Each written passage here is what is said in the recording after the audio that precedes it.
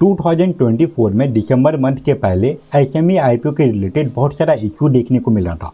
For example C2C advance system, ये IPO का bidding दिसंबर month की स्टार्टिंग में ओपन हुआ था एंड 2 दिन के बिडिंग होने के बाद ये आईपीओ का जो लिस्टिंग डेट है उसको पोस्टपोन किया गया। C2C एडवांस सिस्टम के अलावा बहुत सारा ऐसा भी आईपीओ है जो कि बिडिंग स्टार्ट होने से ठीक पहले उसका जो डेट है, उसका जो शेड्यूल है उसको पोस्टपोन किया गया। एंड ये सब को देखते हुए दिसंबर मंथ में सेबी बहुत सारा न्यू गाइडलाइन लेके आई जो कि आईपीओ लाने वाले कंपनियों को इम्पैक्ट करता। इसके अलावा एक ऐसा भी रूल है जो कि हम जैसे इन्वेस्टर को भी इम्पैक्ट करेगा एंड वो है HNI कैटेगरी का अलॉटमेंट का जो प्रोसेस है उसको चेंज किया गया है। बट अभी तक ये सारा रूल एप्लीकेबल नहीं हुआ है। तो इस वीडियो में हम लोग ये बात करने वाले हैं कि ये सारा जो रूल है, जो नया गाइडलाइन है, वो कब तक एप्लीकेबल हो जाएगा एंड सेबी का जो नया गाइडलाइन है वो आईपीओ लाने वाली कंपनियों को एंड इन्वेस्टर को कैसे इम्पैक्ट करेगा, इसके बारे में भी बात करेंगे। तो ओवरऑल अगर आप एसएमई आईपीओ में इन्वेस्टिंग करते हैं तो ये वीडियो आप लोगों के लिए बहुत ही ज़्यादा यूजफुल होने वाला है। तो वीडियो को एंड तक जरूर देखिएगा एंड अगर आप इस चैनल पे पहली बार आए हैं तो चैनल को भी सब्सक्राइब कर लीजिए। तो चलिए अब वीडियो कंटिन्यू करते हैं। पहले हम लोग ये देख लेते हैं कि सेबी जो नया गाइडलाइन लेके आ रही है वो एसएमई आईपीओ लाने वाली कंपनियों को कैसा इम्पैक्ट करेगा। तो यहाँ पे हम लोगों को पहले प्रॉफिटेबल रिक्वायरमेंट देखने को मिल जाता है। तो जो भी कंपनी अपना एसएमई आईपीओ लेके आ रही है तो वो अपना फाइनेंशियल रिपोर्ट में एटलीस्ट लास्ट 3 ईयर का डाटा शो करती है। एंड अब न्यू गाइडलाइन आने के बाद वो कंपनी जो अपना लास्ट 3 साल का जो डाटा दे रही है फाइनेंशियल रिपोर्ट में, उसमें 2 साल ऐसा होना चाहिए जिसमें कि उस कंपनी का जो ऑपरेशनल प्रॉफिट है वो 1 करोड़ से ज़्यादा का होना चाहिए। अगर ये रिक्वायरमेंट पूरा नहीं होता तो वो कंपनी अपना एसएमई आईपीओ लेके नहीं आ पाएगी। वहीं बात करें सेकंड हाईलाइट पॉइंट के बारे में तो वो इन्वेस्टर लोगों को भी इम्पैक्ट करने वाला है। बहुत बार ऐसा होता है कि छोटी कंपनियों के जो प्रमोटर होते हैं वो एसएमई आईपीओ लाके अपना जो शेयर होल्डिंग परसेंटेज है कंपनी में उसको कम करना चाहते हैं। बट अब ऐसा नहीं होने वाला। अगर कोई कंपनी अपना एसएमई आईपीओ लेके आ रही है तो उसमें जो ऑफर फॉर सेल का जो नंबर है वो 20% से ज़्यादा का नहीं हो सकता। तो अब जितना भी एसएमई आईपीओ आएगा उसमें एटलीस्ट आपको 80% तो फ्रेश इशू देखने को मिलेगा ही मिलेगा। इसके अलावा ये जो 20% का जो प्रमोटर अपना शेयर बेच पाएगा उसमें भी तो प्रमोटर का जो शेयर होल्डिंग परसेंटेज है वो अपना 50% से ज़्यादा शेयर नहीं बेच पाएगा।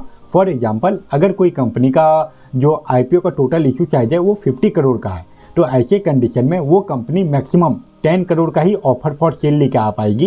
एंड इसमें भी अगर किसी प्रमोटर को अपना जो शेयर होल्डिंग परसेंटेज बेचना है 10 करोड़ का तो उसके लिए उस प्रमोटर के पास 20 करोड़ का शेयर होना चाहिए, तभी वो प्रमोटर अपना 10 करोड़ का शेयर बेच पाएगा।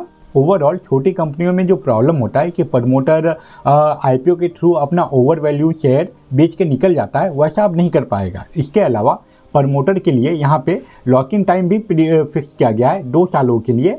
तो अब आईपीओ आने के बाद उस कंपनी का जो प्रमोटर है उसको जो अपना होल्डिंग है वो एटलीस्ट 2 सालों तक होल्ड पे रखना पड़ेगा। एंड अगर वो अपनी कंपनी को अच्छे से मैनेज नहीं करता तो उस कंपनी का जो शेयर प्राइस है उसमें गिरावट आएगा जिसका कि इम्पैक्ट इसके होल्डिंग शेयर पे भी देखने को मिलेगा। एंड अब से जो भी कंपनी अपना एसएमई आईपीओ लेके आना चाह रही है उसको आईपीओ की बिडिंग ओपन होने से 21 दिन पहले अपना जो ड्राफ्ट पेपर है वो पब्लिक करना पड़ेगा ताकि इन्वेस्टर को और टाइम मिले उस कंपनी के बारे में जानने के लिए। एंड सबसे इम्पॉर्टेंट हाईलाइट पॉइंट, कई बार ऐसा होता है कि जो कंपनी का प्रमोटर होता है वही अपने कंपनी को लोन देके बैठा हुआ रहता है एंड जब आईपीओ के थ्रू पैसा मिलता है तो वहाँ पे वो कंपनी ये दिखाती है कि वो अपना लोन का रीपेमेंट कर रही है, बट उस कंपनी को जो लोन दिया है वो उस कंपनी का प्रमोटर ही है। तो ओवरऑल घूम फिर के वो पैसा प्रमोटर के पास ही जाता है। बट अब जो नया रूल है उसके बाद ऐसा नहीं होने वाला। कंपनी लोन का रीपेमेंट तो कर पाएगी बट अगर वो लोन प्रमोटर के द्वारा दिया गया है या फिर किसी तरह वहाँ पे प्रमोटर इन्वॉल्व है थर्ड पार्टी के थ्रू, तो वैसे कंडीशन में कंपनी आईपीओ के थ्रू मिलने वाले पैसे को as a loan repayment use नहीं कर पाएगी। तो ये सारा था इंपॉर्टेंट रूल्स जो कि एसएमई आईपीओ लाने वाली कंपनियों को इम्पैक्ट करने वाला है। अब हम लोग वो रूल के बारे में बात करते हैं जो कि इन्वेस्टर को इम्पैक्ट करेगा। पहले क्या होता था कि अगर किसी आईपीओ में बहुत ज़्यादा बिडिंग हो चुका है तो वहाँ पे रिटेल इन्वेस्टर वाले सेगमेंट के लिए अलग रूल था एंड जो HNI वाला कैटेगरी है उसके लिए अलग रूल था।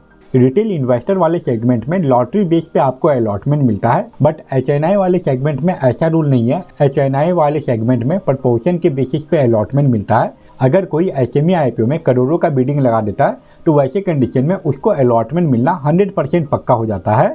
बट अब न्यू गाइडलाइन आने के बाद ऐसा नहीं होने वाला। अगर आप 2 लॉट से ज़्यादा के लिए अप्लाई करते हो तो फिर आप HNI कैटेगरी में आ जाते हो।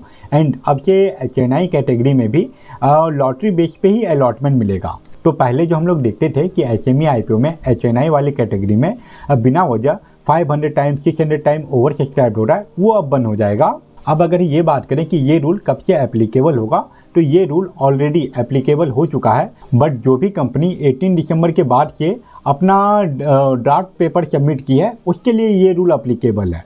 DRHP फाइल करने के बाद भी वो कंपनी का IPO आने में एटलीस्ट 2 से लेकर 3 मंथ तक का टाइम लग जाता है। तो जो भी कंपनी 18 दिसंबर के बाद अपना DRHP फाइल की है उसके ऊपर ये रूल एप्लीकेबल है। एंड वो सभी IPO का बिडिंग ओपन होने में मार्च का जो फर्स्ट वीक है तब तक का टाइम लग जाएगा। तो ओवरऑल मार्च अप्रैल से जितना भी IPO आएगा वो सभी में ये रूल एप्लीकेबल होने वाला है।